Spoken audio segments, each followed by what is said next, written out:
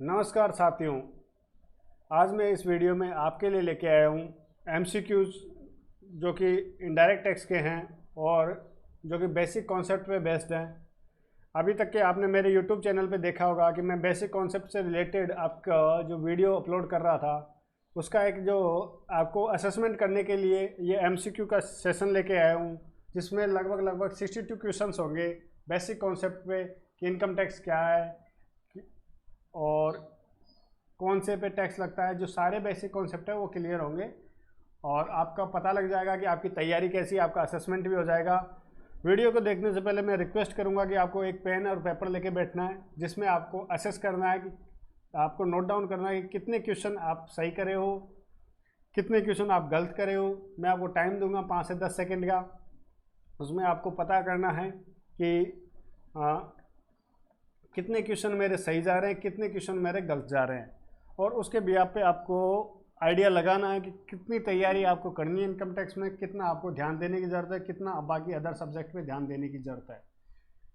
ये जो आपका सेशन है, ये जो वीडियो है, ये आपके लिए रिलेवेंट है। किसके लिए रिलेवेंट है? जो असिस्टेंट प्रोफेसर की तैयारी कर रहा है, कॉलेज लेक्चरर की तैयारी कर रहा है, JVNL accountant, all other competitive exams जो भी होंगी आपकी, जिसमें आपका डायरेक्ट टैक्स आपका सिलेबस में है, उसके लिए सभी के लिए रिलेवेंट है और IPSC के लिए भी आपके लिए रिलेवेंट है। तो चलिए शुरुआत करते हैं आप अपने MCQs के साथ। उससे पहले मैं आपको बता दूं कि MCQ स्टार्ट करने से पहले मैं जो अपने वीडियो सीरीज़ में MCQ लेके आऊँगा वो इन सभी टॉपिकों पे लेके आऊँगा कि basics of income tax, basic जो कॉन्सेप्ट है इनकम टैक्स का, उस पे टॉपिक पे लेके आऊँगे। 50 से 60 क्वेश्चन इसके होंगे।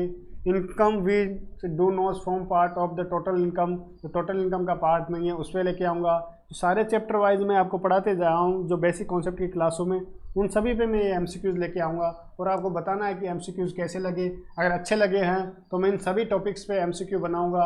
अगर नहीं लग रहे हैं तो क्यों नहीं लग रहे हैं मेरे को कमेंट करके ज़रूर बताइए, तो जिससे क्या है कि मैं आगे के वीडियोज़ आपके लिए बनाऊँ। सैलरी पे लेके आऊँगा house property, PGBP, capital gain, income from other source, clubbing of income, set of and carry forward of losses, deductions from GTI, computation of total income, assessment of firms, AOP, BOI, सारे इनका ये जो सारा chapter है ना, अगर आपका ये जो सारे जो टॉपिक्स हैं वो सारे आपके assistant professor JVNL, JVVNL, AVVNL accountant के लिए, आपका कोई अदर एग्ज़ाम जैसे BSNL अकाउंटेंट है, उन सभी के लिए आपके लिए रिलेवेंट रहने वाला है। तो सारे टॉपिक्स का MCQs में लेके आ रहा हूँ। आज मैं लेके आऊँगा ओनली, आज के इस वीडियो में हम कवर करेंगे basics of income tax.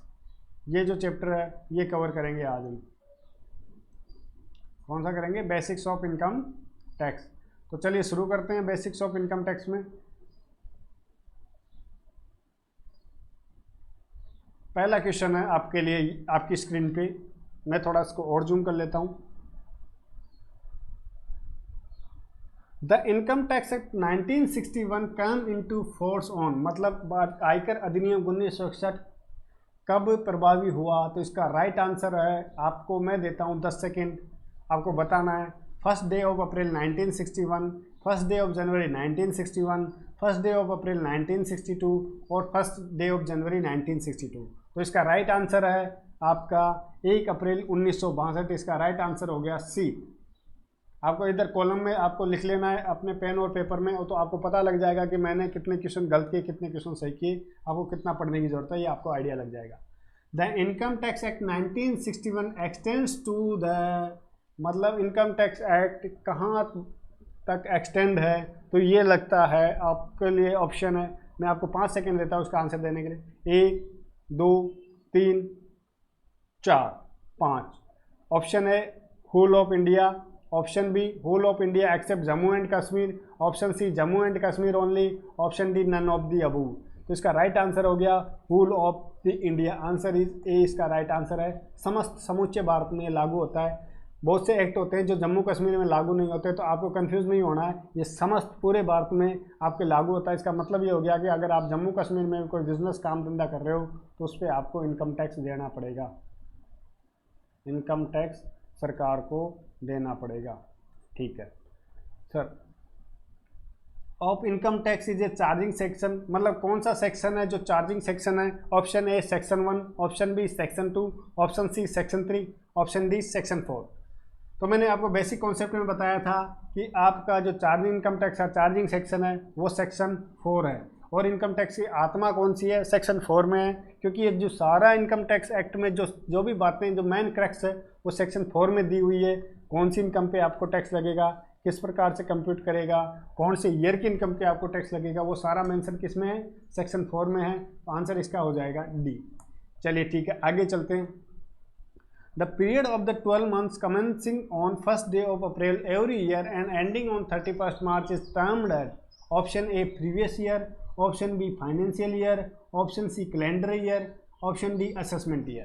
Question क्या कहना चाह रहा है? जो पीरियड 12 महीने का जो पीरियड है वो 1 अप्रैल से शुरू होकर 31 मार्च को कौन सा ईयर कहलाता है, जो कि डेफिनेशन में दिया हुआ है कौन सा ईयर होता है? ऑप्शन ए क्या प्रीवियस ईयर होता है, ऑप्शन बी फाइनेंशियल ईयर होता है, ऑप्शन सी कैलेंडर ईयर होता है, ऑप्शन डी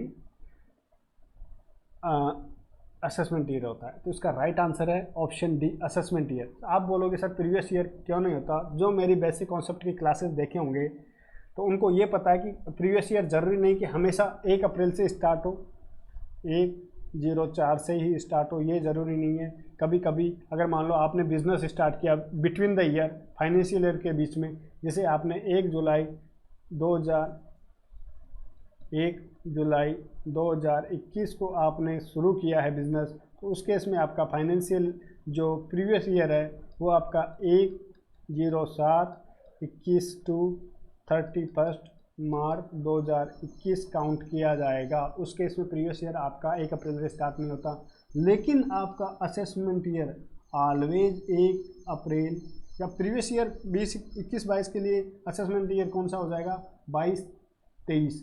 तो आपका इस केस में असेसमेंट ईयर कौन सा हो जाएगा? 1/4/2022 टू 31 मार्च 2023।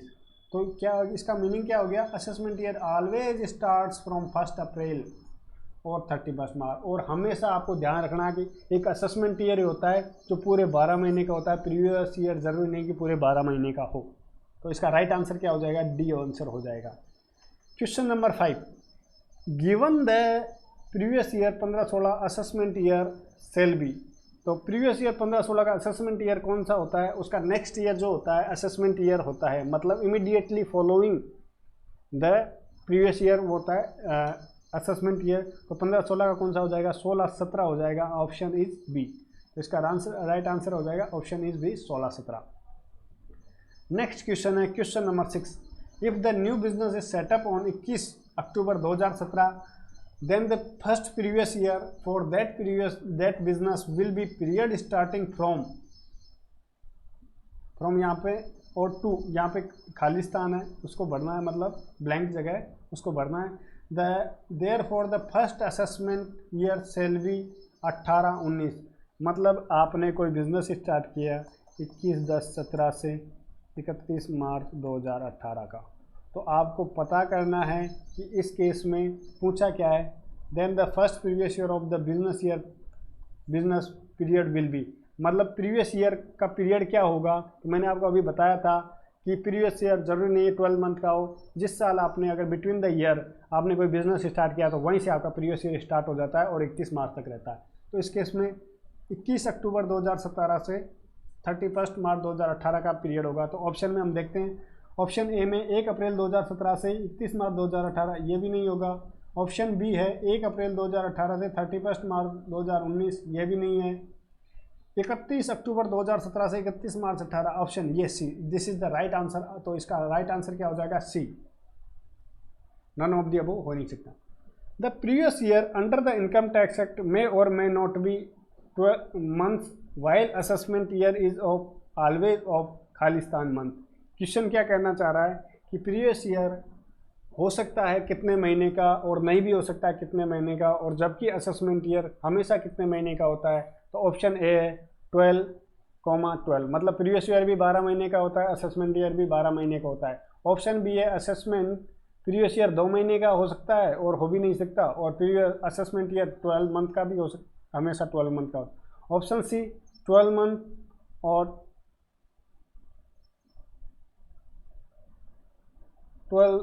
2 महीने का। ऑप्शन डी 5 मंथ और 12 मंथ। तो इसका राइट आंसर क्या हो जाएगा, मैं आपको टाइम देता हूँ। अगर क्वेश्चन आपको समझ में आ गया होगा तो आपको खाली स्थान भरना है इसमें। इसमें यह कह रहा है कि क्या प्रीवियस ईयर हो भी सकता है इतने महीने का और हो भी नहीं सकता, जबकि असेसमेंट ईयर इतने महीने का होता है। इसका क्वेश्चन का मतलब ये है हिंदी में। तो इसका राइट आंसर हो जाएगा, answer is A, the previous year under the income tax act may not be 12 month, मतलब 12 महीने का हो भी सकता है, नहीं भी हो सकता, जबकि असेसमेंट ईयर ऑलवेज 12 मंथ का होता है। तो आंसर का राइट आंसर क्या हो जाएगा, ए इसका राइट आंसर हो जाएगा। चलिए चलते हैं नेक्स्ट क्वेश्चन की तरफ। Question number 8, as per section 2 sub section 7 of the act term assessee means a person. Sir assessee में कौन से शामिल होते हैं? तो मैंने आपको बेसिक कॉन्सेप्ट की, अगर मेरी आप क्लासेस देखे होंगे तो आपको पता था कि असीसी में क्या क्या शामिल है। अभी इसके ऑप्शन देखते हैं। Who is deemed to be assessee in default, option A क्या है, who is deemed to be assessee in default. Option B by whom any tax is payable under the act, और इस एक्ट के अंतर्गत कोई भी टैक्स पेएबल हो। और ऑप्शन सी है against whom any proceeding under the act has been taken. Option D है ऑल ऑफ द अबव। आपके पास 5 सेकेंड है, और 1 2 3 4 5। तो आपका इसमें राइट आंसर क्या हो जाएगा, all of the above. Assisi में उन सभी बंदों को शामिल किया है जिनको आपको डीम्ड असीसी मान लिया जाएगा डिफ़ॉल्ट के केस में, या आपको कोई टैक्स पेएबल करने की जिम्मेदारी है वो भी आपका असीसी में माना जाता है। और असीसी जिसके ऊपर कोई प्रोसीडिंग स्टार्ट हो चुकी है इनकम टैक्स में, उसको भी असीसी मान लिया जाएगा। तो ऑल ऑफ द अबव उसका राइट आंसर है, आंसर इज डी, निर्धारित ही। नेक्स्ट क्वेश्चन है question number 9, as per section 2 sub section 7 the act term assessee doesn't mean a person. अब असीसी, पहला ऊपर वाला क्वेश्चन था कि असीसी में किस किस को शामिल किया जाएगा, असीसी का मतलब क्या है। अब इसमें कौन सा असीसी नहीं है वो पता करना है। Option A who is deemed to be an assessee under the any provision of the act, तो ये भी असीसी में शामिल है। By whom any penalty is payable under the act, और जिसके द्वारा कोई भी पेनल्टी है इस एक्ट के अंतर्गत पे करनी होती है। Option C against which assessment under section 147 has been completed. Option D none of the above. तो इसका राइट आंसर क्या हो जाएगा, option D none of the above. Sir क्यों? क्योंकि जो डीम्ड असीसी है वो भी आपका असीसी मान लिया जाता है, पहले आपको बताया था, जिसके अंतर्गत कोई पेनल्टी या प्रोसीडिंग स्टार्ट हो चुकी है और उसमें पेनल्टी उसको लग चुकी है, तो वो भी आपको असीसी माना जाएगा, ठीक है, जिसके द्वारा पेएबल होगी। और कोई असेसमेंट का ऑर्डर इसको इश्यू कर दिया, तो असेसमेंट किसका होता है जी, इसका असीसी का ही होता है। तो असेसमेंट का ऑर्डर इश्यू कर दिया अंडर सेक्शन 147, तो वो भी असीसी माना जाएगा। तो असीसी में कौन से नहीं है, तो राइट आंसर क्या हो जाएगा, नन ऑफ द अबव, इसका राइट आंसर आ जाएगा डी। नेक्स्ट क्वेश्चन है question number 10, the term income is defined under section of the income tax act. तो मेरा जो 4th लेक्चर है मेरी क्लास में, मैंने बताया था कि इनकम टैक्स कभी कभी के एग्जाम में ये भी क्वेश्चन पूछ लिया जाता है कि इनकम की डेफिनेशन कौन से सेक्शन में दी हुई है। तो इनकम टैक्स एक्ट 1961 की डेफिनेशन सेक्शन 2 सब सेक्शन 24 में दी हुई है, आंसर इज ए। 236 में भी नहीं है, 247 में भी नहीं है, 215 में भी नहीं। नेक्स्ट क्वेश्चन है question number 11, the term income defined under the income tax act is inclusive. Option A inclusive, option B exhaustive, option C descriptive, option D none of the above. तो मैंने आपको बताया था कि इनकम की definition, अभी जो 4th चैप्टर की वहीं की बात कर रहा था, जो मेरी क्लासेस में आपको बताया था कि इनकम स्टार्ट होती है, इनकम मीन्स नहीं होता, इनकम इंक्लूड्स वर्ड के साथ स्टार्ट होती है। तो इसका राइट आंसर क्या हो जाएगा, ऑप्शन ए इंक्लूसिव। तो इसका आंसर हो जाएगा ऑप्शन ए। क्वेश्चन नंबर 12 है, the term income doesn't include. Income में क्या इंक्लूड नहीं होता? Option B profit and gains, option A है profit and gains, option B है dividends, option C voluntary contribution, option D remittance of saving from UK. तो इसका right answer क्या हो जाएगा,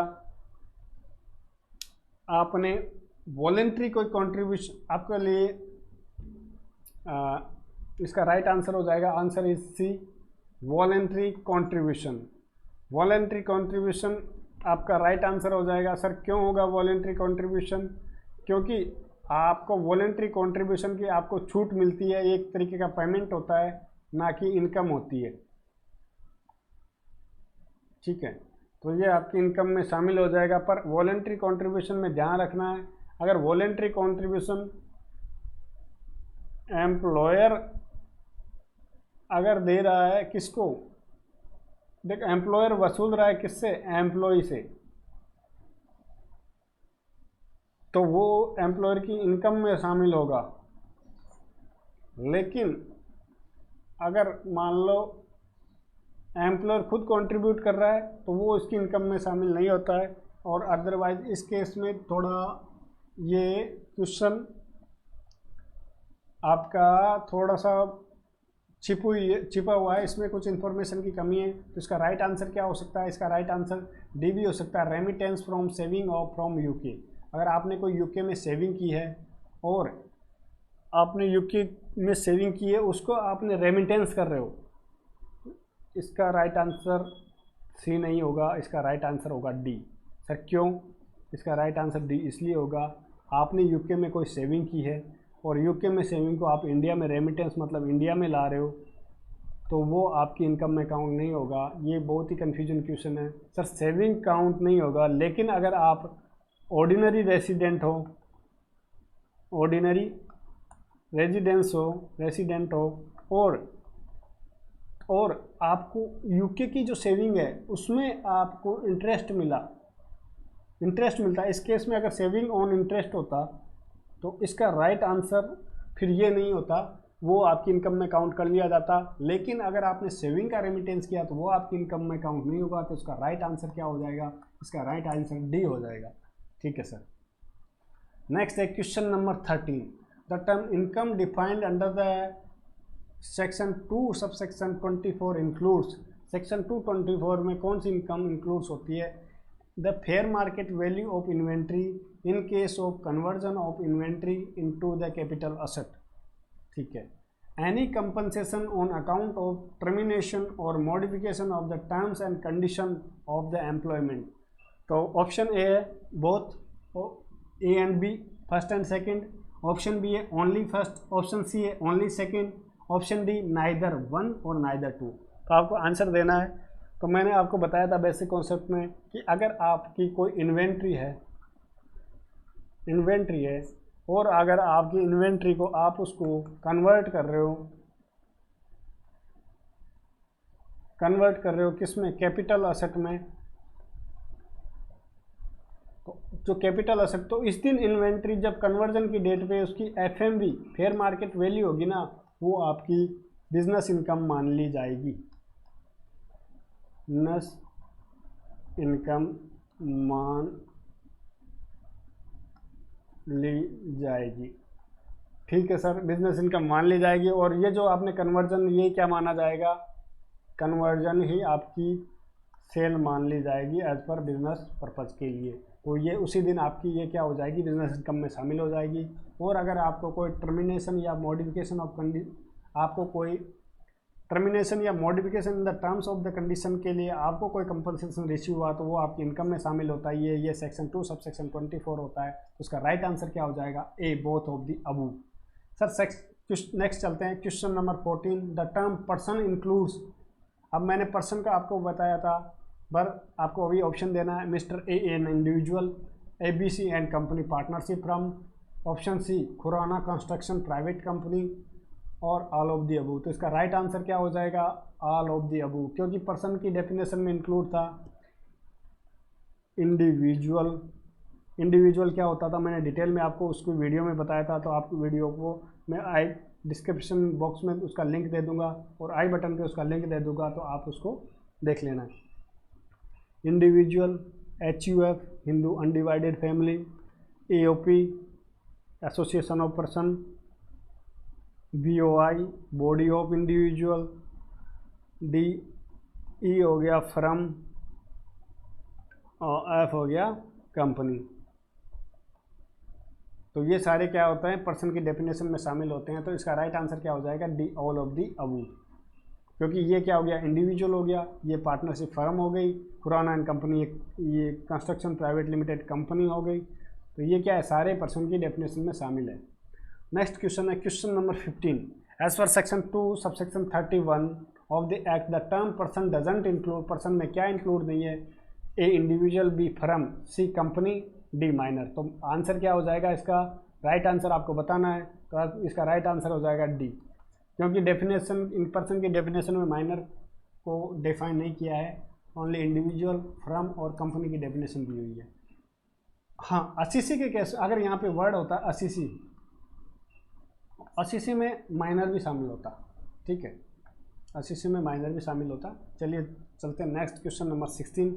mister Anil Jain the partner of the Jain and Jain is assessable as, Anil Jain ji है, वो income tax में कैसे असेसेबल होगा, उनको क्या माना जाएगा, क्या फर्म माना जाएगा, या फर्म माना जाएगा, क्या एचयूएफ मान लिया जाएगा, या इंडिविजुअल मान लिया जाएगा, या 1% कंपनी मान लिया जाएगा।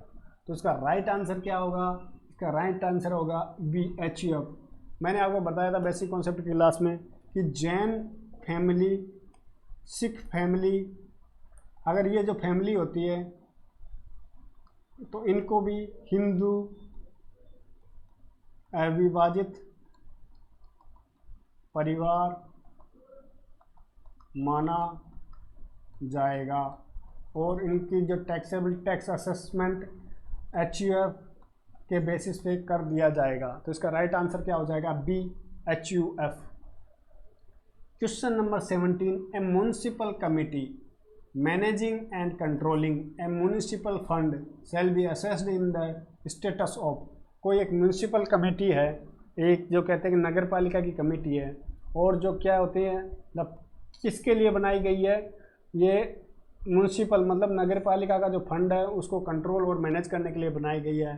तो उसको आप क्या मानोगे, कैसे असेस करोगे आप उसकी इनकम का, option A association of person, option B body of individual, option C local authority, option D artificial judicial person.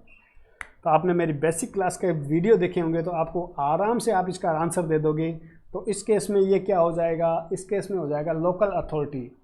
Sir ये लोकल अथॉरिटी के लिए एज ए टैक्सेबल होगा, तो उसमें मैंने आपको बताया था ये जो म्युनिसिपल कमेटी होती है, ग्राम पंचायत होती है, जो जिला परिषद होती है, ये सारी किस में आती है, लोकल अथॉरिटी में आती है। सर एजेपी में क्या होती है, इनके अलावा जो बाकी रहती है वो आर्टिफिशियल जुडिशियल पर्सन में आती है। जैसे आपकी ऑटोनोमस बॉडी हो गई, यूनिवर्सिटी हो गई, तो ये आर्टिफिशियल जुडिशियल पर्सन में आती है, ठीक। तो question number 18, as per section 2 subsection 45 of the income tax act total income means less deduction under section 80C to 80U।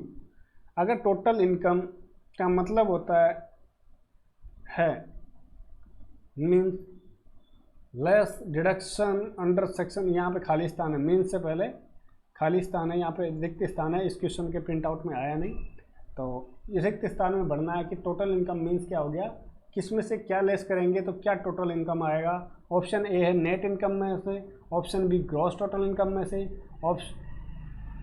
Option B gross income से, ऑप्शन को ध्यान से देखना है, option C gross total income, option D adjusted total income.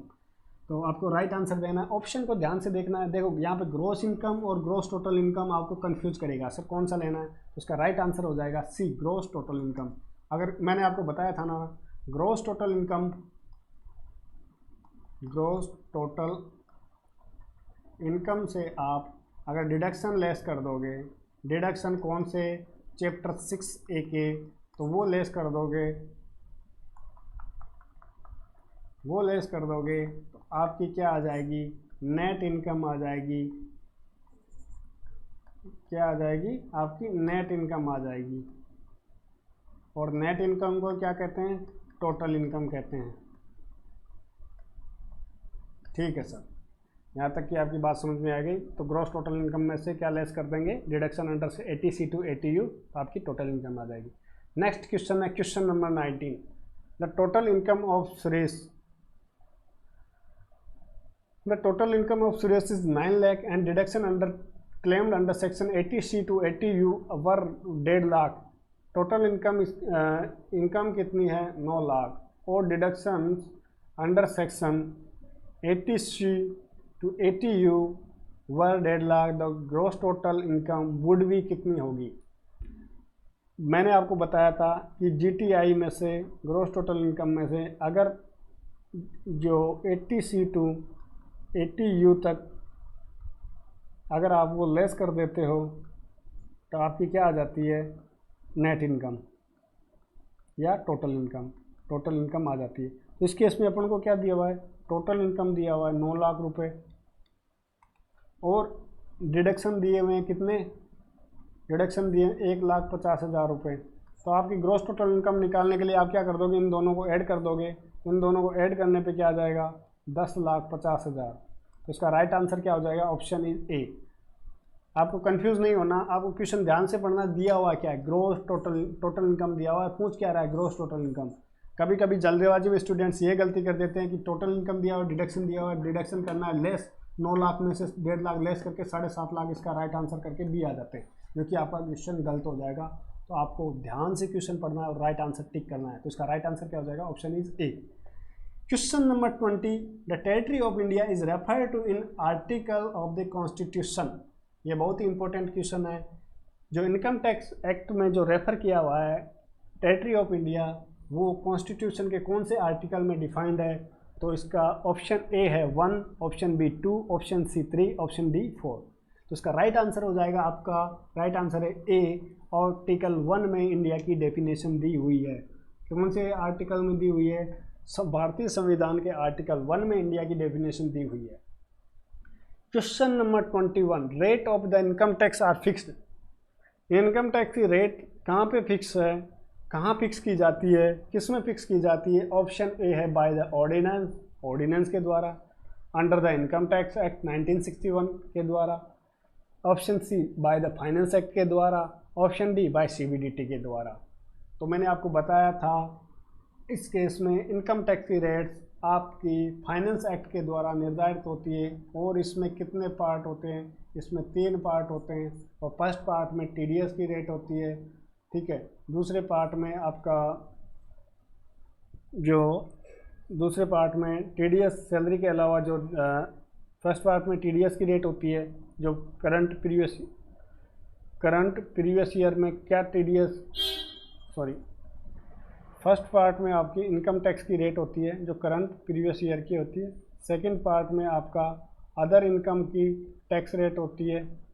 और third part में आपका जो एडवांस टैक्स और टीडीएस किस रेट से काटना है उसकी आपकी डिटेल दी है। ये सारा मैंने डिटेल आपको बेसिक कॉन्सेप्ट के में कवर किया हुआ है, वहाँ आप इसको जाके रेफ़र कर सकते हो। तो टैक्स, इनकम टैक्स में टैक्स रेट किससे डिसाइड होता है, तो वो होता है फाइनेंस एक्ट के द्वारा। अब नेक्स्ट है question number 22, under the income tax act residential status is determined for the, residential status कौन सी ईयर के लिए डिटरमाइन किया जाता है। Option A previous year, option B assessment year, option C calendar year, option D none of the above. तो इसका right answer है प्रीवियस ईयर का। हमेशा चार्जिंग सेक्शन 4 कहता है कि residential status always determined for the previous year, ठीक है sir. Question number 23, individual said to be a resident of India. कोई इंडिविजुअल को रेजिडेंट ऑफ इंडिया कब माना जाएगा अथवा निवासी कब मान लिया जाएगा। ऑप्शन ए है जब वो सिटीजन ऑफ इंडिया होगा, ऑप्शन बी है he is in India for at least for a period of 182 days और more in the previous year, option C है he is in India for period of the 30 days और more during the previous year and for 150 or more days during the 4 previous year immediately preceding the previous year. Option D, he got married when the Indian citizen, और Indian citizen के साथ वो शादी कर लेता है। तो इसका राइट आंसर क्या हो जाएगा। राइट आंसर देखो, रेजिडेंट होने के लिए 2 कंडीशन होती थी। पहली कंडीशन होती थी या तो वो पिछले साल में 182 डेज या उससे ज़्यादा रहा हो, या दूसरा केस होता था कि अगर वो प्रीवियस ईयर में 60 डेज रहता है और पिछले 4 सालों में से 365 डेज अगर वो इंडिया में रहता है तो वो भी उसको रेसिडेंट मान लिया जाएगा। तो इस केस में राइट आंसर क्या है, option is B. Option is B इसलिए कि वो 182 डेज और मोर प्रीवियस ईयर में इंडिया में। इस केस में ये सी क्यों नहीं होगा, क्योंकि वो प्रीवियस ईयर में 30 दिन ही रहा है और 150 का क्राइटेरिया नहीं है, 365 डेज का क्राइटेरिया है, 365 डेज का। तो चलिए चलते हैं नेक्स्ट क्वेश्चन नंबर 24 की तरफ। एक individual is said to be ordinary resident when he satisfy. Ordinary resident कब माना जाएगा एक रेजिडेंट, या मतलब सामान्य निवासी कब मान लिया जाएगा?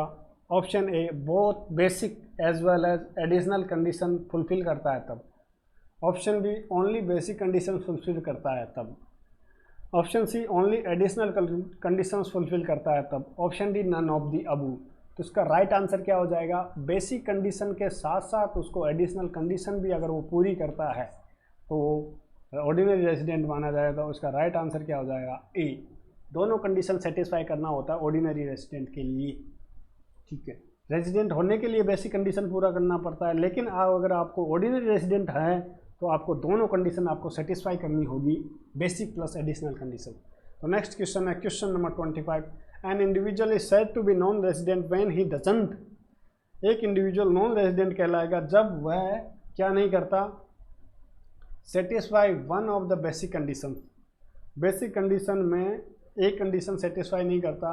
Option B, satisfy only basic conditions. Option C, satisfy only additional conditions. Option D, satisfy basic as well as additional conditions. तो एक इंडिविजुअल को कब नॉन रेजिडेंट मान लिया जाएगा? जब क्या करता है वो आपको आंसर देना है। जब वो बेसिक कंडीशन सेटिस्फाई नहीं करेगा तो वो नॉन रेजिडेंट मान लिया जाएगा। सर, बेसिक कंडीशन ही डिसाइड करती है कि आप रेजिडेंट हो और नॉन रेजिडेंट हो, आर ओ या RNRO, रेजिडेंट हो या नॉन रेजिडेंट हो, ये कौन डिसाइड करता है? Basic condition. उसके बाद एडिशनल कंडीशन क्या डिसाइड करती है? एडिशनल कंडीशन ये डिसाइड करती है कि आप रेजिडेंट हो तो उस केस में RORO या RNORO। सर, ROR मतलब रेजिडेंट ऑर्डिनरी रेजिडेंट हो या रेजिडेंट नॉट ऑर्डिनरी रेजिडेंट हो, ये डिसाइड कौन करता है? Additional condition. तो रेजिडेंट और नॉन रेजिडेंट का डिसाइड करने का कौन सा है? Basic condition. अगर वो बेसिक कंडीशन सेटिस्फाई नहीं कर रहा है तो नॉन रेजिडेंट मान लिया जाएगा। ठीक है सर। अब नेक्स्ट है question number 26। One of the additional condition relevant for deciding ordinary resident is that individual has been a resident in India for at least out of years immediately preceding the concerned previous year. मतलब क्या है? कोई अगर मान लो resident की conditions fulfil कर रहा है, अब उसको ऑर्डिनरी रेजिडेंट बनना है, तो ऑर्डिनरी रेजिडेंट बनने के लिए निम्नलिखित में से कौन सी कंडीशन है जो कि वो पिछले 10 सालों में कितने साल रेजिडेंट होना चाहिए? तो इसका ऑप्शन ए है 2 साल out of 12 years, 2 years out of 10 years, 9 years out of 10 years और नन ऑफ दी अबव। तो इसका राइट आंसर क्या हो जाएगा? इसका राइट आंसर क्या हो जाएगा? ऑप्शन इज, आपको राइट आंसर बताना है। इसका राइट आंसर आपको बताना है सोच समझ के। अगर वो पिछले 10 सालों में 2 साल या उससे ज़्यादा के लिए भी अगर वो रेसिडेंट है तो क्या मान लिया जाएगा? ऑर्डिनरी रेसिडेंट मान लिया जाएगा। तो उसका राइट आंसर क्या हो जाएगा? Option is B. अगर वो पिछले 10 सालों में से 2 साल में भी अगर वो रेजिडेंट है तो वो क्या मान लिया जाएगा? उसको ऑर्डिनरी रेजिडेंट मान लिया जाएगा। तो ये एक बेसिक कंडीशन एडिशनल कंडीशन है, पर मानने के लिए दोनों एडिशनल कंडीशन को पूरा करना पड़ेगा। ठीक है sir. Question number 27। A citizen of India who lives India for the purpose of employment may become resident only if he stay in India at least for. अगर कोई एम्प्लॉयमेंट के लिए विदेश जा रहा है तो पिछले सालों में उसको कितने दिन रुकना चाहिए जिससे कि वो रेजिडेंट मान लिया जाए? तो आपके लिए ऑप्शन है, option A 90 days, option B 165 days, option C 180 days, option D 182 days. तो उसका राइट आंसर क्या हो जाएगा? राइट आंसर हो जाएगा 182 डेज। इनकम टैक्स में कुछ कंडीशंस ऐसी थी जिस केस में अगर आप इंडिया को छोड़ के जा रहे हो या कोई इंडियन सिटीजन, कोई क्रू मेंबर हो इंडियन सिटीजनशिप का, तो आपको उस केस में 60 डेज़ नहीं लेना है, आपको उस केस में 182 डेज़ ही लेना है। मतलब पिछले साल में वो 182 डेज़ अगर इंडिया में रहता है तभी उनको माना जाएगा। तो उसका राइट आंसर क्या हो जाएगा? राइट आंसर हो जाएगा डी। नेक्स्ट है क्वेश्चन नंबर 28। मिस्टर आनंद है जो कि एक इंडियन सिटीज़न है और फर्स्ट टाइम लेफ्ट इंडिया, पहली बार इंडिया छोड़ के जा रहे हैं 15 जून 2018 को। कैसे? As a crew member of Indian ship. What is the his residential status for mister Anand for the previous year 18-19। मतलब क्या कर रहे हैं mister Anand, first time India कब जा रहे हैं? 15 जून 2018 को। तो वो इंडिया में कितने दिन रहे? 1 अप्रैल से काउंट करना है। अप्रैल के 30 दिन, मई के 31 दिन और जून के 15 दिन। तो कितना हो गया? 61 + 15 कितना हो गया? 5 और 1 6 और 6 और 1 7, तो 76 डेज हो गए। तो मैंने आपको बताया था कि कुछ कंडीशंस ऐसी होती है जिसमें आपको 60 डेज़ की जगह आपको 182 डेज़ वाली कंडीशन लेनी है। तो वो इस केस में इंडियन क्रू मेंबर के केस में अपन को कौन सा डेज़ काउंट करना है? 182 डेज़ काउंट करना है। तो इस केस में क्या है, ये 76 डेज ही रहा है, तो इसको क्या मान लिया जाएगा? नॉन रेजिडेंट मान लिया जाएगा। ऑप्शन इसका क्या हो गया? सी इसका राइट आंसर हो गया। सी इसका राइट आंसर हो गया, नॉन रेजिडेंट इसको मान लिया जाएगा। ठीक है सर। नेक्स्ट है क्वेश्चन नंबर 29। मिस्टर थॉमस हैं, एक फॉरेन सिटीजन है, not being the person of Indian origin, first time visited in India on 30 सितंबर 2018। पहली बार 30 सितंबर 2018 को इंडिया में आते हैं एंड लेफ्ट इंडिया ऑन 2 अप्रैल 2009 को। 2 अप्रैल 2009 को ये इंडिया लेफ्ट कर जाते हैं। What will be his residential status for the previous year 18-19। तो ये फर्स्ट टाइम इंडिया में आते हैं। तो सबसे पहले अपन काउंट करते हैं क्वेश्चन कौन से ईयर का पूछा है। अच्छा, इसका अपन ऑप्शन तो देखते हैं। ऑप्शन क्या है? Resident and ordinary resident, resident but not ordinary resident, non resident. Option D है नन ऑफ द अबव। तो सबसे पहले इसका अपन देखते हैं कि ये कितने साल रहा है। प्रीवियस ईयर कौन सा पूछा है? 2018-19। मतलब अपन को क्या निकालना है? 1/4/18 से 31 मार्च 2019 के बीच में ये कितने दिन रहा। तो आया कब इंडिया में? 30 सितंबर को आया। तो सितंबर का 1 दिन, अक्टूबर का 31 दिन, नवंबर का 30 दिन, दिसंबर का 31 दिन, जनवरी का 31 दिन, फरवरी का 28 दिन और मार्च का 31 दिन। सितंबर, अक्टूबर, नवंबर, दिसंबर, जनवरी, फरवरी, मार्च। ठीक है, तो कितने दिन हो गए ये आपके? 30 एकम 30, 30 दूना 60, 30 तिया 90, 30 चौक 120, 30 पंजे 150। तो ये हो गए 150। तो आपके ये हो गए और 150 28 और 1 29, 29 और 1 30, 30 दिन ये हो गए। और मैं इसके अलावा 1 2 3 3 दिन ये हो गए। तो कितने दिन रह गए? ये 182 डेज रह गया। सर कितने दिन रह गया? 182 डेज। तो ये क्या हो जाएगा? रेजिडेंट तो हो जाएगा। बेसिक कंडीशन तो इसने पूरी करनी, मतलब रेजिडेंट हो जाएगा। क्यों? क्योंकि ये हो जाएगा, इसने बेसिक कंडीशन पूरी कर ली। बेसिक कंडीशन पूरी कर ली। क्यों कर ली? क्योंकि ये 182 डेज से ज़्यादा रहा है, मतलब 183 डेज इंडिया में रहा है। ठीक है सर। अब देखते हैं कि ये रेजिडेंट में ऑर्डिनरी रेजिडेंट होगा या नॉन ऑर्डिनरी रेजिडेंट होगा। तो आज के लिए कंडीशन क्या थी कि पिछले 10 सालों में कम से कम 2 साल वो इंडिया में रेजिडेंट रहा हो, तो उसको ऑर्डिनरी रेजिडेंट माना जाएगा। तो इस केस में ये फर्स्ट टाइम इंडिया है, तो इसका राइट आंसर क्या हो जाएगा? रेजिडेंट बट और नॉट ऑर्डिनरी रेजिडेंट। इसका राइट आंसर हो जाएगा बी। इसका राइट आंसर क्या हो जाएगा? बी। ठीक है सर। नेक्स्ट क्वेश्चन है question number 39। Mister James being foreign national, एक विदेश का नागरिक है, come to India first time on 1 February 2019 for 7 month, 7 महीने के लिए आता है। What will be his residential status for the previous year 18-19। 18-19 अच्छा पूछा किसके लिए? 18-19। ध्यान से पढ़ना है। 7 महीने के लिए रुका है। 7 महीने का लगभग कितना महीना, कितने दिन हो गया? 30 दिन के हिसाब से भी लगाते हैं, तो अपन लगा लेते हैं 7 × 30 मोटा मोटा 280 दिन रुका है कंटिन्यूस इंडिया में। पर अपन ने क्वेश्चन ने क्या घुमाया है? क्वेश्चन ने घुमाया पूछा है प्रीवियस ईयर के बारे में पूछा है। तो अपन को जो पीरियड काउंट करना है ओनली प्रीवियस ईयर का काउंट करना है। तो ये कब आया इंडिया में? 1/2/2019 को। और प्रीवियस ईयर अपना 18-19 ख़त्म कब हो रहा है? 31 मार्च 2019 को। तो ये कितने दिन रहा? फरवरी में 28 दिन और मार्च में 31 दिन। तो प्रीवियस ईयर में कितने दिन रहा? 8 और 1 9, 3 और 5, ओनली 59 डेज ही रहा है। तो ये क्या हो गया? नॉन रेजिडेंट हो गया। तो इसका राइट आंसर क्या हो जाएगा? ए, नॉन रेजिडेंट इसका राइट आंसर हो जाएगा। ठीक है सर।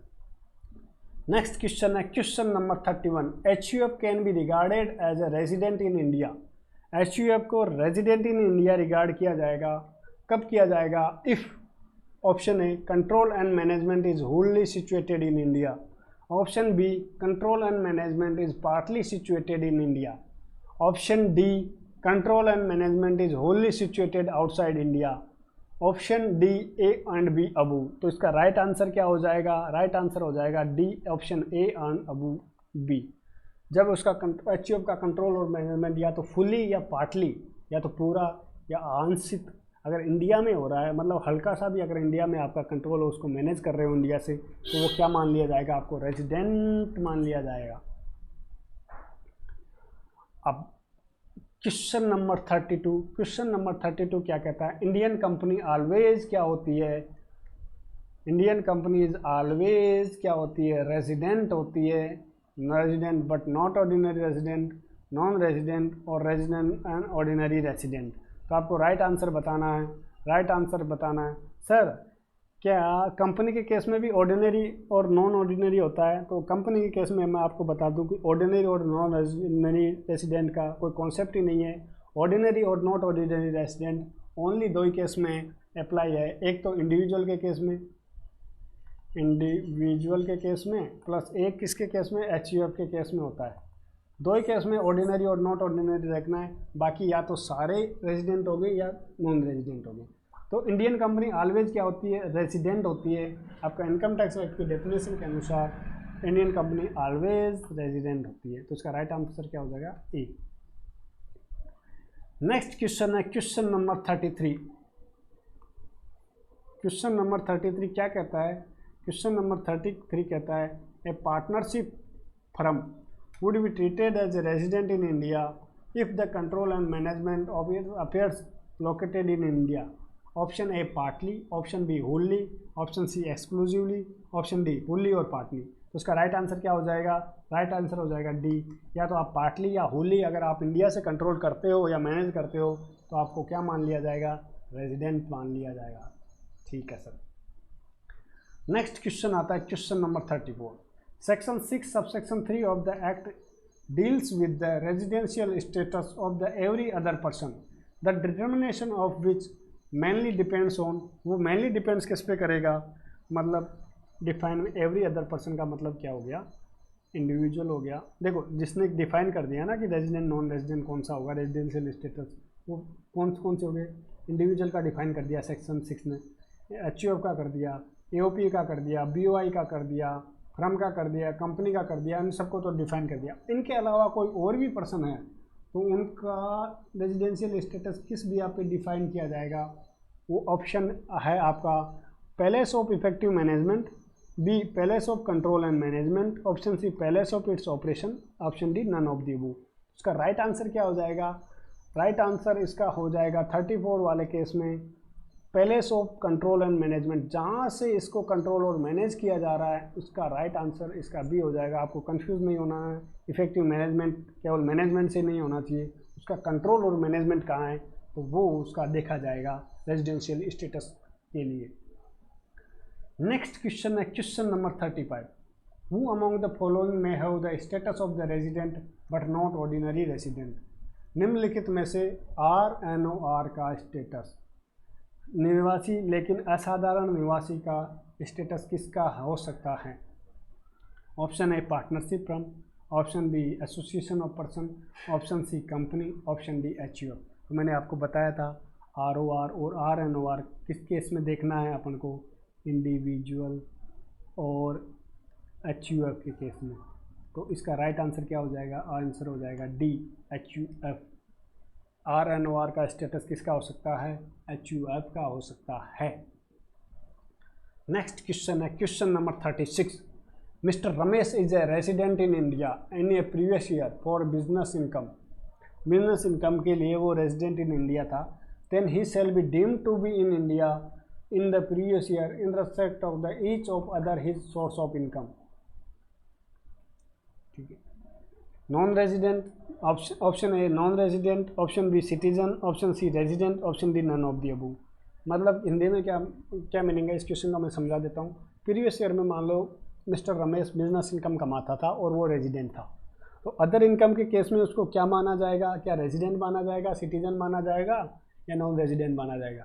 जब वो एक इनकम के हेड के लिए रेजिडेंट है तो बाकी अदर इनकम के लिए हेड भी रेजिडेंट ही हो जाएगा, तो इसका राइट आंसर हो जाएगा ए। ठीक है सर, नेक्स्ट चलते हैं क्वेश्चन नंबर 37। क्वेश्चन नंबर 37 क्या कहता है? The incident of the income tax depends on, मतलब इनकम टैक्स कब लगेगा, कब अर्जित होगा, वो किस पे डिपेंड करता है? Option A the citizenship of the tax payer, option B the age of the tax payer, option C the residential status of the tax payer, option D the nationality of the tax payer. आपको बताना है इसका right answer क्या है, तो मैं आपको 5 second देता हूँ। 1 2 3 4 5। तो इसका राइट आंसर क्या हो जाएगा? Residential status of the tax pair. अगर आप रेजिडेंशियल स्टेटस की अगर आप रेजिडेंट हो तो ही आपको टैक्स लगेगा, उसके बिहाफ पे ही आपका टैक्स इंसिडेंट होगा। कौन सी इनकम पे आपको टैक्स लगेगा, कौन सी इनकम पे आपको टैक्स नहीं लगेगा, ये कहाँ डिसाइड होता है? रेजिडेंशियल स्टेटस से डिसाइड होता है।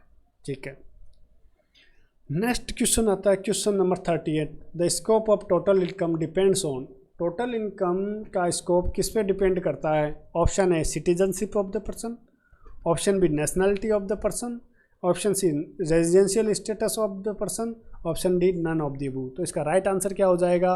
राइट आंसर हो जाएगा residential status of the person. Citizenship के अभी यहाँ पे भी आप नहीं कह सकते कौन सी इनकम पे टैक्स लगेगा, कौन सी इनकम पे नहीं लगेगा। अगर आप ऑर्डिनरी रेसिडेंट हो तो इंडिया में इंडिया की इनकम और फॉरेन की इनकम दोनों पे आपको टैक्स देना होता है। नॉन रेजिडेंट हो तो आपने इंडिया में जो इनकम कमाई है केवल उसी पे टैक्स देना होता है, और अगर आपने बाहर जो इनकम कमाई उस पर कोई टैक्स नहीं देना होता। तो स्कोप ऑफ इनकम किस पे डिपेंड करता है? Residential status of the person के ऊपर डिपेंड करता है। नेक्स्ट क्वेश्चन है क्वेश्चन नंबर 39। क्वेश्चन नंबर 39 क्या कहता है? विच of the following is not taxed in the hands of the resident and ordinary resident.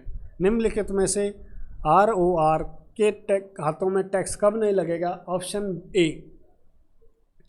Income accrued in India, option B income deemed to accrue और arise in India, option C income received और deemed to be received in India, option D remittance from other country.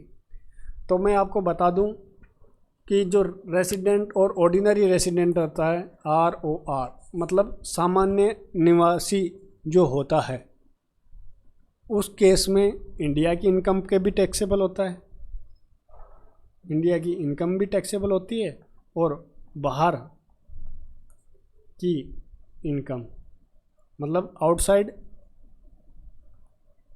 India की income भी taxable होती है, दोनों पे tax लगता है। लेकिन अगर आपने बाहर की इनकम कमाई,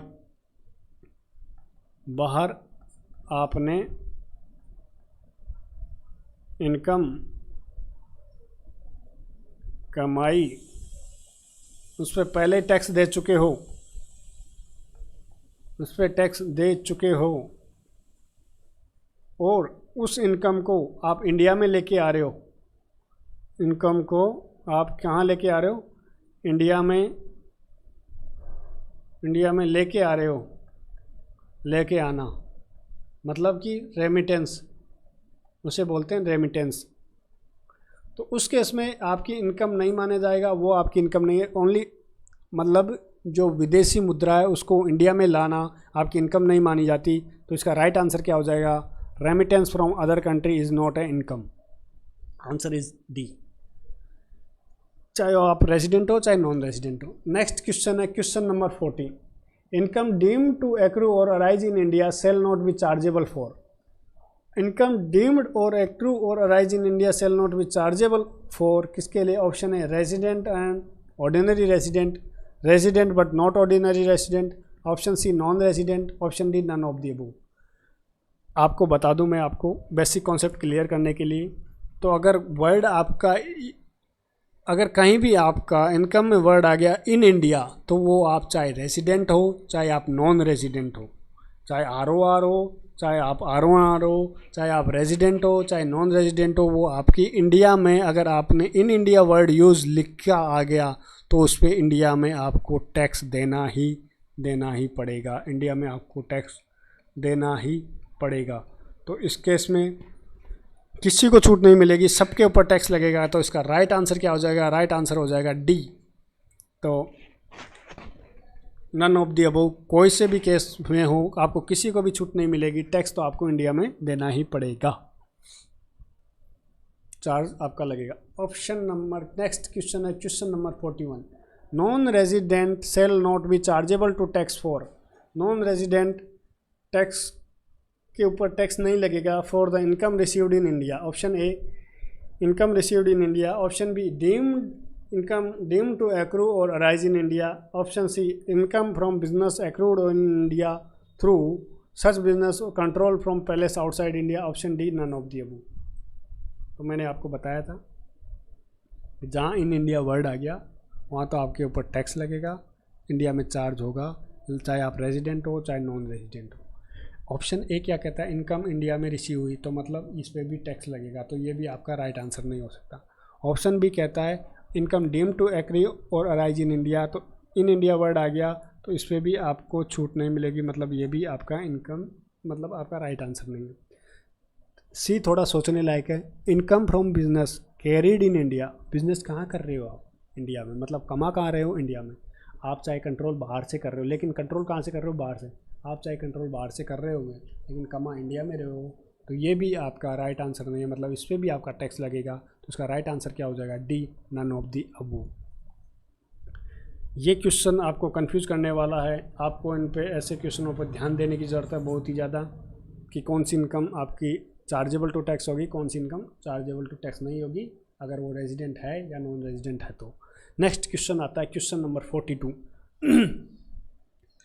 identify the income that may be taxable in the hands of the resident and non और ordinary resident। आपको आइडेंटिफाई क्या करना है कि कौन सी इनकम ROR मतलब रेजिडेंट ऑर्डिनरी रेजिडेंट के केस में टैक्सेबल होगी। Option B a bank interest from Punjab National Bank Ahmedabad, Ahmedabad Gujarat से आपको बैंक इंटरेस्ट रिसीव्ड हुआ, तो ये क्या हुआ? इन इंडिया में हुआ, तो ये भी आपका टैक्स लगेगा। ऑप्शन बी है rental income from property located in Washington DC USA, option C है rental income from hotel located in Switzerland, option D all of the above. तो मैंने आपको बताया था कि अगर आप रेजिडेंट हो और उसमें भी ऑर्डिनरी रेजिडेंट हो, ऑर्डिनरी रेजिडेंट हो, तो चाहे आप इंडिया की इनकम हो चाहे आपकी आउटसाइड इंडिया की इनकम हो, दोनों पे क्या लग जाएगा? टैक्स लग जाएगा। तो इसका राइट आंसर क्या हो जाएगा? D all of the above, मतलब इन समस्त इनकम पे आपका टैक्स लग जाएगा। ठीक है सर। नेक्स्ट क्वेश्चन है क्वेश्चन नंबर 43। 43 क्वेश्चन क्या कहता है? Identify the income that may be taxable in the hands of a non resident in India. आपको इनकम आइडेंटिफाई करना है कि कौन सी income non resident in India के हैंड्स में टैक्सेबल होगी। Option A bank interest received from State Bank of America New Jersey, America में कोई बैंक है उसके आपको ब्याज प्राप्त हुआ और आप कौन हो? नॉन रेजिडेंट हो। ऑप्शन बी है rental income of property located in Washington DC USA, Washington DC USA में कोई प्रॉपर्टी है उस पर आपको रेंटल इनकम रिसीव्ड हुई। ऑप्शन सी है rental income from hotel located in Switzerland, Switzerland में आपकी कोई होटल है उससे आपको रेंटल इनकम हुई।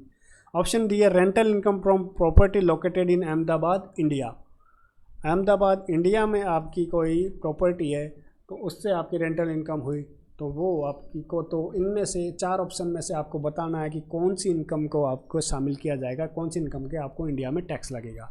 तो मैंने आपको बताया था नॉन रेजिडेंट के केस में, नॉन रेजिडेंट हो तो इंडिया में जो भी आपने इनकम कमाई है उस पर टैक्स लगेगा। आउटसाइड इंडिया आप क्या करते हो? आउटसाइड इंडिया आप चाहे कोई भी इनकम कमाते हो, कोई भी इनकम हो उसके ऊपर आपको कोई टैक्स नहीं लगेगा। तो इस केस में क्वेश्चन क्या पूछा है कि कौन सी इनकम इंडिया में टैक्सेबल होगी नॉन रेजिडेंट के केस में, तो इसका राइट आंसर हो जाएगा D rental income from property located in Ahmedabad. Next question है क्वेश्चन नंबर 44। क्वेश्चन नंबर 44 देखते हैं। क्वेश्चन नंबर 44 क्या कहता है? क्वेश्चन नंबर 44 कहता है कि which of the following income is not deemed received as per section 7 of the income tax act. निम्नलिखित में से कौन सी इनकम डीम्ड रिसीव्ड नहीं मानी जाएगी? नोट वर्ड यूज हुआ है। क्वेश्चन को ध्यान से पढ़ना, मैं फिर से रिपीट करूंगा, क्वेश्चन को आपको ध्यान से पढ़ना है। कहाँ नोट वर्ड यूज हो रहा है, कहाँ वर्ड नोट वर्ड यूज नहीं हो रहा, क्योंकि आप गलती कर लोगे, नोट को पढ़ोगे नहीं जल्दबाजी में और ऑप्शन टिक करके आ जाओगे। तो कौन सी इनकम नॉट डीम्ड रिसीव्ड मानी है under the section 7 of the income tax act? Option A है interest credited to the recognised provident fund account of an employ in excess of 9.5% per annum. मतलब क्या है? को आपका जो एम्प्लॉय है उसमें आरपीएफ में जो आपका जो पैसा जमा है उस पर 9.5% से आपका ब्याज मिला है वो। ऑप्शन बी है employer contribution to RPF in excess of 12%। Employer का कंट्रीब्यूशन आपके रिकॉग्नाइज प्रोविजन फंड में 12% या उससे ज़्यादा है। Option C transfer balance in case of recognisation of unrecognise provident fund. मतलब क्या हुआ? रिकॉग्नाइज प्रोविडेंट फंड से आपने पैसा अनरिकॉग्नाइज प्रोविडेंट फंड में ट्रांसफ़र किया।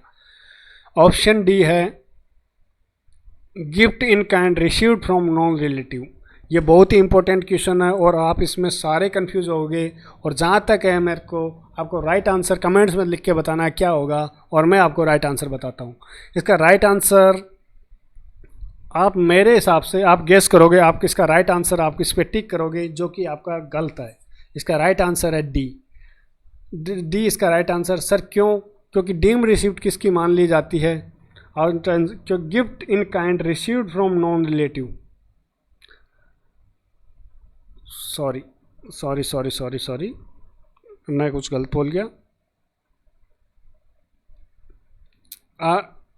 जो डीम्ड रिसीव्ड है, सॉरी मैं सही कह रहा हूँ। अगर आपको कोई रिलेटिव से आपको इनकम होती है, क्योंकि क्वेश्चन पूछा not deemed received, deemed received किसको नहीं मानी जाएगी? अगर आपकी कोई रिलेटिव है अगर उससे आपको गिफ्ट रिसीव्ड हुआ, रिलेटिव से अगर आपको गिफ्ट रिसीव्ड होता है तो आपकी डीम्ड इनकम मानी जाती है, डीम्ड इनकम मान ली जाती है। लेकिन अगर आपको नॉन रिलेटिव से रिसीव्ड हुआ, सर रिलेटिव कौन होते हैं? तो रिलेटिव की डेफिनेशन अपन बेसिक क्लास की कॉन्सेप्ट में पढ़ेंगे जब इनकम टैक्स का जो उसमें है। तो अगर नॉन रिलेटिव से उसमें पढ़ेंगे, अगर नॉन रिलेटिव से आपको कोई गिफ्ट रिसीव्ड होता है तो वो आपकी डीम्ड इनकम नहीं मानी जाएगी। तो इसका राइट आंसर क्या हो जाएगा? राइट आंसर हो जाएगा इसका डी। अगर आप इसको राइट आंसर सी नहीं करना है, क्योंकि अगर आपने आरपीएफ से मतलब रिकॉग्नाइज प्रोविडेंट फंड से अगर आप अनरिकॉग्नाइज प्रोविडेंट फंड में भी अगर आप पैसा ट्रांसफ़र करते हो तो वो भी आपकी इनकम मान ली जाएगी और उस पर आपको उस जिस साल में आप ट्रांसफ़र करते हो उस साल में आपको टैक्स देना पड़ेगा। ठीक है सर। नेक्स्ट क्वेश्चन है क्वेश्चन नंबर 45। क्वेश्चन नंबर 45 क्या कहता है? Interest credited to recognise provident fund account of an employee in excess of percentage per annum will be credited to income deemed to be received in India. Option A है 8.5%, option B 9.5%, option C 12%, option D 12.5%।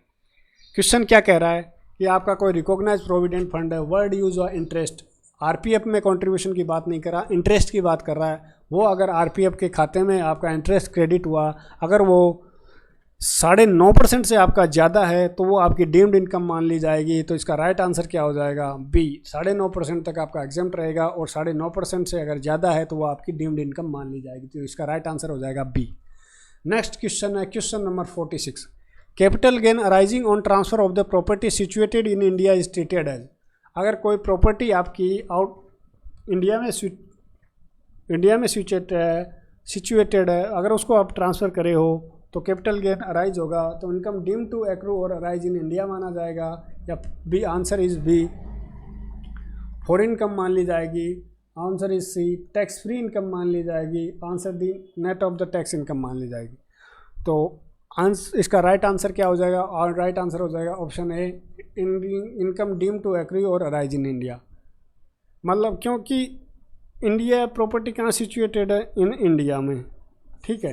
तो India में situated है तो India में accrue मानी जाएगी और deem to accrue और अराइज इन इंडिया मान ली जाएगी कैपिटल गेन को। नेक्स्ट क्वेश्चन है क्वेश्चन नंबर 47। क्वेश्चन नंबर 47 क्या कहता है? मिस्टर भूषण एक नॉन रेजिडेंट है, सिंस लास्ट 20 ईयर्स, पिछले 20 सालों से वो नॉन रेजिडेंट है। He owns a flat in Delhi, Delhi में उसका एक फ्लैट है और the flat is sold by him during the previous year, पिछले साल गत वर्ष में उसने फ्लैट को सोल्ड कर दिया। Such capital gain shall be in India exempt from tax, option B taxable है, option C partly taxable, option D none of the above. तो उसका राइट आंसर क्या हो जाएगा?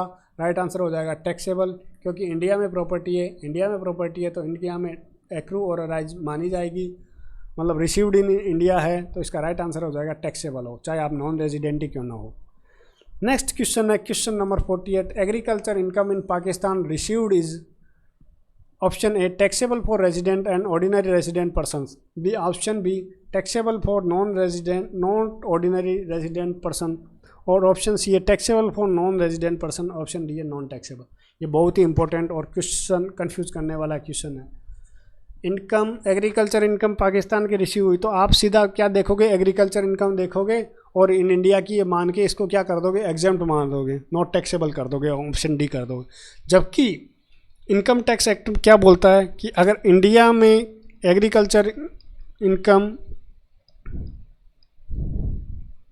अगर आपकी एग्रीकल्चर इनकम कहाँ से हो रही है? आपकी इंडिया से हो रही है, मतलब इंडिया में कोई आप खेती कर रहे हो उससे आपकी इनकम हो रही है, तो वही क्या होगी?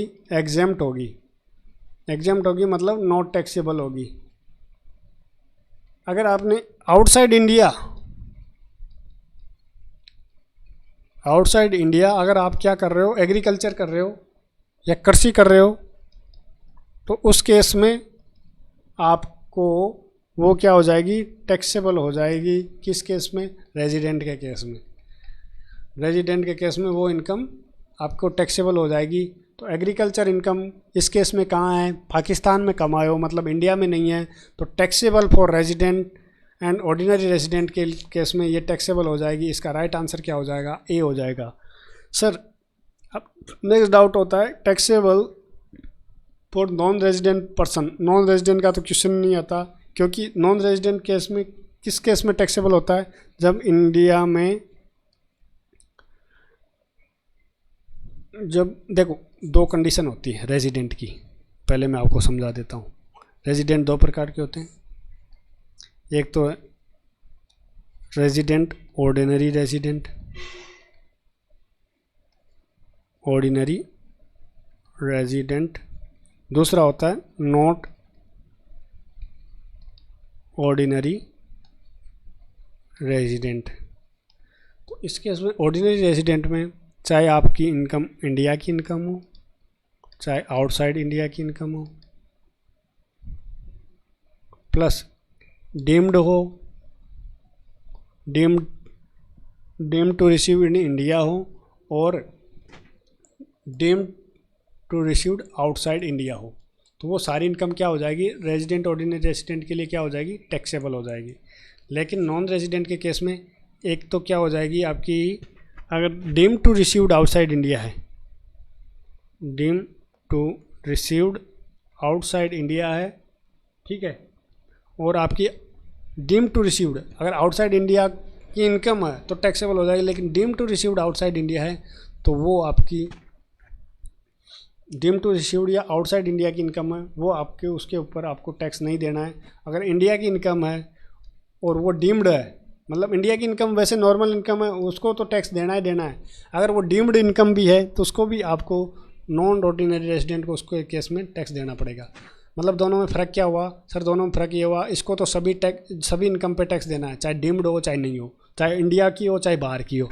लेकिन नॉट ऑर्डिनरी रेजिडेंट के केस में, डीम्ड रिसीव्ड इन इंडिया के केस में आपको टैक्स देना है, लेकिन deemed to received outside India वाला केस है तो उस केस में आपको टैक्स नहीं देना है, नॉट ऑर्डिनरी रेजिडेंट के केस में।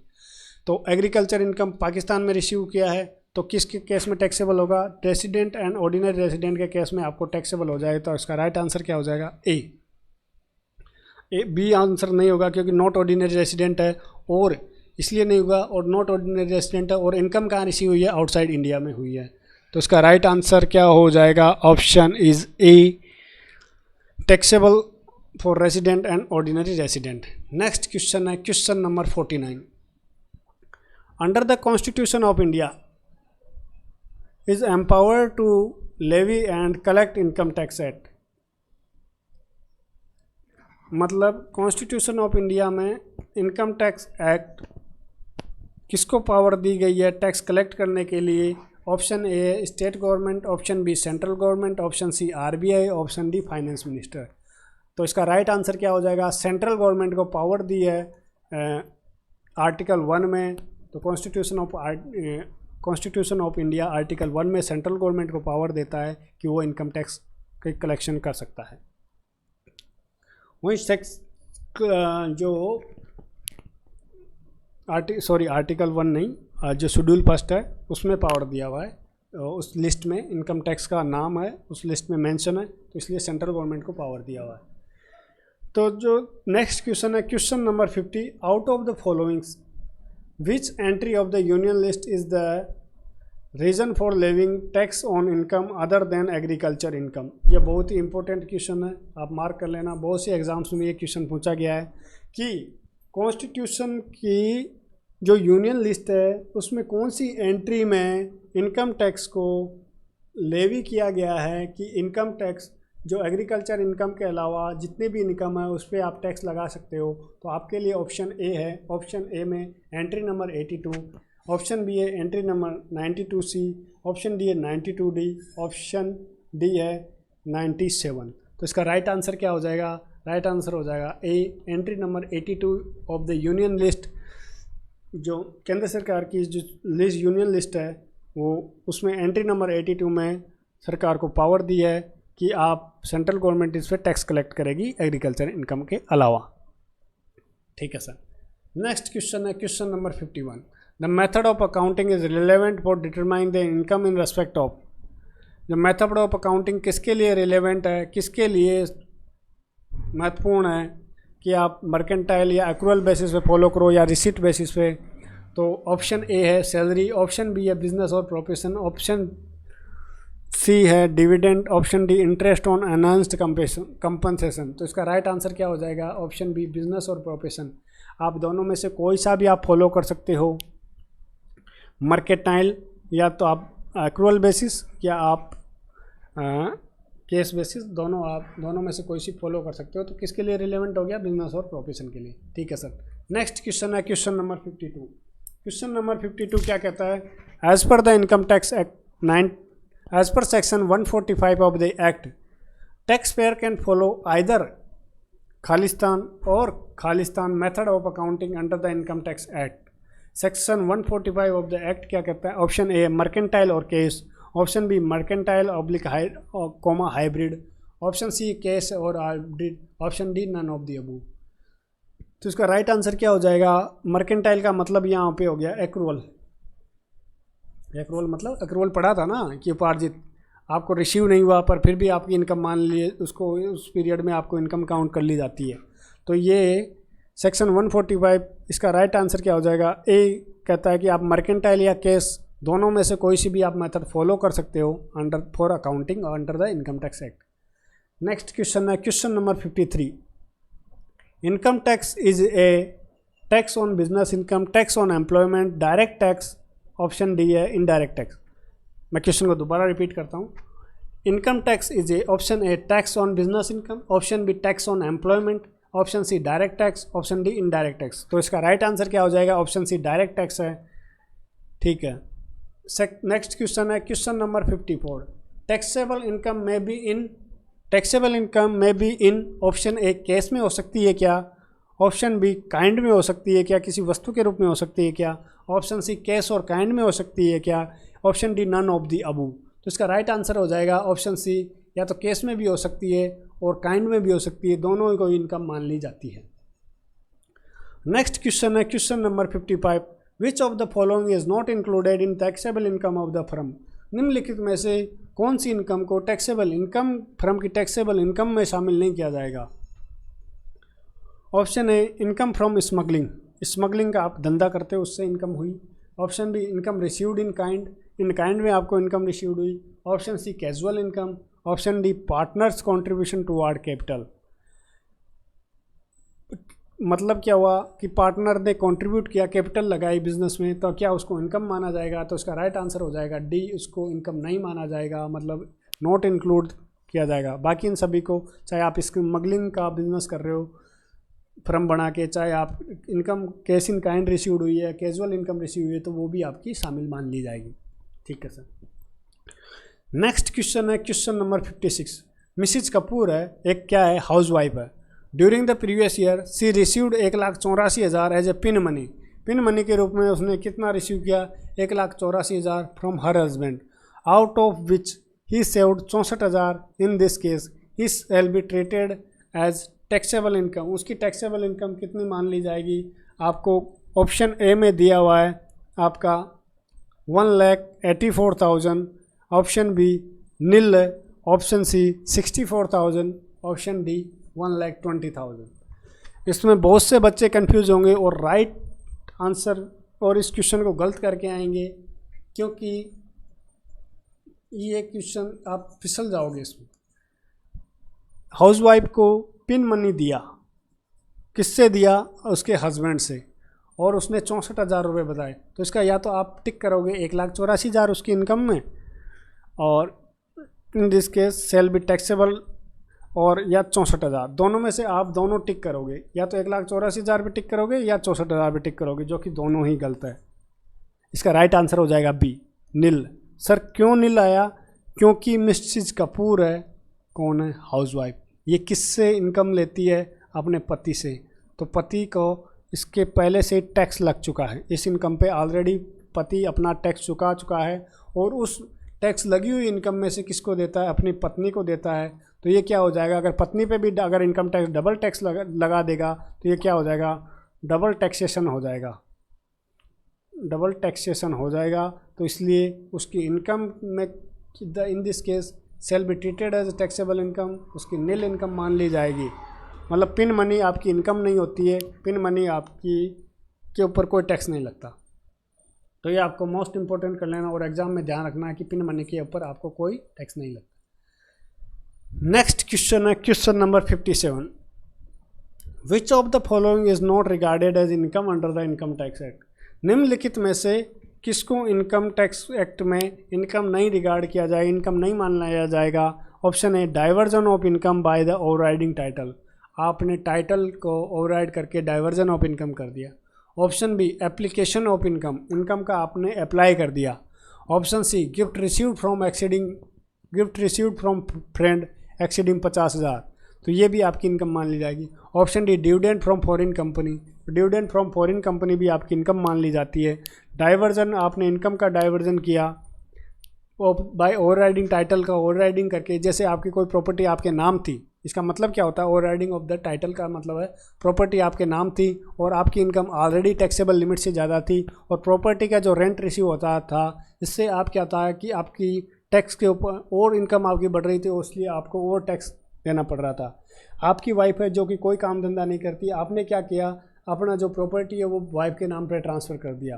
तो उस केस में क्या होता है कि इनकम टैक्स आपको क्लब कर लेता है इनकम, और वो जो आपकी प्रॉपर्टी की इनकम है वो आपकी इनकम को में शामिल करके आपको टैक्स लगा दिया जाता है। तो इसका राइट आंसर ए भी नहीं हो सकता, सी भी नहीं हो सकता क्योंकि ये भी टैक्सेबल होता है, डी भी नहीं हो सकता क्योंकि ये भी टैक्सेबल होता है। तो राइट आंसर क्या हो जाएगा? Application of income.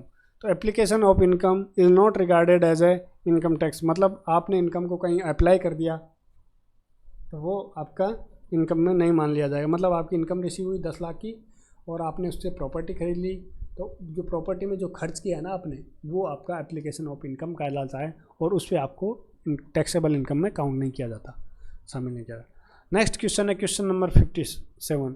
Khalistan is not a head of the income, income from house property. Option A, option B है salary, option C income from interest on security, option D है capital gain. तो income from house property भी head होता है, तो ये भी answer इसका नहीं हो सकता। इनकम फ्रॉम सैलरी ये भी इसका हेड होता है। Income from interest on securities ये इसका हेड नहीं होता, इनकम का हेड नहीं होता। इसका राइट आंसर क्या हो जाएगा? C, income from interest on property, और कैपिटल गेन भी आपका हेड होता है। 5 ऐड होते हैं, मैंने आपको बताया था। चलिए नेक्स्ट क्वेश्चन वही है, there are the heads of the income while computing the total income under the income tax act. तो देर आर 5 हेड्स। सर कौन कौन से होते हैं?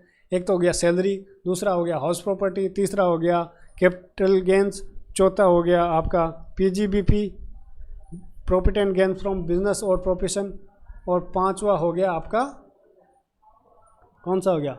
Other source. अदर सोर्स, ये 5 ऐड होते हैं। तो इसका राइट आंसर क्या हो जाएगा? ए। ये थोड़ा नॉइस डिस्टर्बेंस है। नेक्स्ट क्वेश्चन है question number 60। Income tax is levied on the all type of income other then. Income tax is levied on all type of income other then. किन के निम्नलिखित में से किन के अलावा सभी इनकम पे टैक्स लेवी होता है? Option A agriculture income in India, option B business income, option C capital gain, option D salary income. मतलब निम्नलिखित में से सबके ऊपर टैक्स लगता है सिवाय किसके? ऑप्शन ए इसका राइट आंसर हो जाएगा। एग्रीकल्चर इनकम के अलावा बाकी सभी इनकम पे टैक्स लगता है, उसका राइट आंसर हो जाएगा ऑप्शन ए। बिजनेस इनकम पे भी टैक्स लगता है, तो ये भी राइट आंसर नहीं है। कैपिटल गेन पे भी लगता है, ये भी राइट आंसर नहीं है। सैलरी इनकम पे भी लगता है, राइट आंसर नहीं है। नेक्स्ट क्वेश्चन है question number 61। Which of the following is not a capital receipt. निम्नलिखित में से कौन सी कैपिटल रिसीप्ट नहीं है? तो option A amount received for transfer of the right to the carry on business. आपने कोई अमाउंट रिसीव्ड की for transfer of right to carry on business, business को कैरी करने के लिए, right to carry the business. Option B insurance claim received on machinery lost by the fire. Option C amount received on sale of machinery use for business purpose. Option D है amount received on sale of the goods as a held for stock in trade. तो capital receipt कौन सी नहीं है? तो आपने क्या किया? राइट ट्रांसफ़र किया, तो ये भी आपकी कैपिटल रिसीट है। इंश्योरेंस क्लेम आपको रिसीव्ड हुआ किससे? बिजनेस मशीनरी लॉस्ट हो गई उससे, लॉस बाय फायर है, ये भी आपकी कैपिटल असेट कौन सी है? मशीनरी, ये भी आपकी कैपिटल रिसीट है। और income received on sale of machinery use for, amount received on sale of machinery, machinery के बेचने पे आपको अमाउंट रिसीव्ड हुई, वो भी कैपिटल रिसीट है। तो ये भी ऑप्शन नहीं है, ये भी ऑप्शन राइट ऑप्शन नहीं है, ये भी नहीं है। तो राइट आंसर क्या हो गया? कि आपने जो स्टॉक इन ट्रेड को सेल किया वो आपकी कैपिटल रिसीट नहीं मानी जाएगी, ये आपकी रेवेन्यू रिसीट मानी जाएगी। ठीक है सर। नेक्स्ट क्वेश्चन है question number 62। Embezzlement of the cash by the cashier of the organization is. Answer option A revenue loss, option B deferred revenue expenditure, option C capital loss, option D none of the above. तो इसका मतलब क्या है? कोई cashier ने cash आपके चोरी कर ले गया, ये आपका कौन सा लॉस माना जाएगा? तो ये एक तरीके से क्या हो गया? आपका रेवेन्यू लॉस माना जाएगा, और एक तरीके कैजुअल लॉस माना जाए। तो राइट आंसर क्या हो जाएगा? इसका ए आंसर हो जाएगा। इसका राइट आंसर क्या हो जाएगा? रेवेन्यू लॉस मान लिया जाएगा और आपकी इसकी छूट मिल जाएगी, मतलब खर्चों की छूट मिल जाएगी। बिजनेस इनकम में खर्चों की छूट मिल जाएगी। ठीक है सर। नेक्स्ट क्वेश्चन है question number 63। Identify the casual income. निम्नलिखित में से आपको कैजुअल इनकम कौन सी होती है उसको आइडेंटिफाई करना है। ऑप्शन में इंटरेस्ट इनकम नहीं, ऑप्शन बी सैलरी इनकम नहीं, ऑप्शन डी बिजनेस इनकम नहीं, और option D winning from lotteries. Winning from lotteries क्या होती है? कैजुअल इनकम होती है। तो इसका राइट आंसर हो जाएगा डी। कैजुअल इनकम मतलब जो कभी कभी कदापि रिसीव्ड होती है, रोज़ रोज़ नहीं आती। लॉटरी आप रोज़ रोज़ नहीं जीते, कभी कभी जीतते हो। नेक्स्ट क्वेश्चन है question number 64। Scope of the term income is wide enough to cover. जो scope of the term income is wide enough to cover. Option A legal income only, illegal income only, option C A and B above, option D none of the above. तो इनकम की जो term income है उसमें दोनों income को शामिल किया है, चाहे आप इलीगल तरीके से कमाओ चाहे लीगल तरीके से कमाओ। अगर आपने इनकम कमाई है तो टैक्स तो आपको देना ही पड़ेगा। तो इसका राइट आंसर क्या हो जाएगा? सी, लीगल एंड इलीगल। तो इसका राइट आंसर हो जाएगा सी। तो आज तक के लिए इतना। ये तो थे सारे बेसिक कॉन्सेप्ट से रिलेटेड क्वेश्चंस, और आगे की जो मैं क्लासेस एमसीक्यूज लेके आऊँगा जिसमें मैं आपके लिए सभी टॉपिक्स, जितने भी टॉपिक्स हैं इनकम टैक्स से रिलेटेड, उसके लिए एमसीक्यू लेके आऊँगा। तो आपको बताइए ये क्लास आपको कैसी लगी। अगर आपको लाइक और कमेंट्स करोगे, मैं नहीं कहता कि आप लाइक्स और कमेंट्स करो, अगर आपको अच्छा लगा, अगर इससे आपको कोई भी आपको मदद हुई है एग्ज़ाम में और आप चाहते हो कि मैं आगे भी ऐसे क्वेश्चन लेके आऊँ, तो प्लीज़ मेरे को कमेंट्स में बताएं कि हाँ सर आगे की इन टॉपिक्स पे भी आप जो वीडियो बनाओ, तो मैं आपको इन सभी टॉपिक्स पे MCQs कवर कराऊंगा। आप बहुत से स्टूडेंट्स मेरे से ये क्वेश्चन करते हैं, बहुत से कमेंट्स में मैंने पूछे कि सर आप वीडियो थोड़ा लंबा बनाते हो तो इसका थोड़ा शॉर्ट बनाओ। तो मैं क्या कहना चाहता हूँ कि आपकी एग्ज़ाम असिस्टेंट प्रोफेसर की नियर बाई है।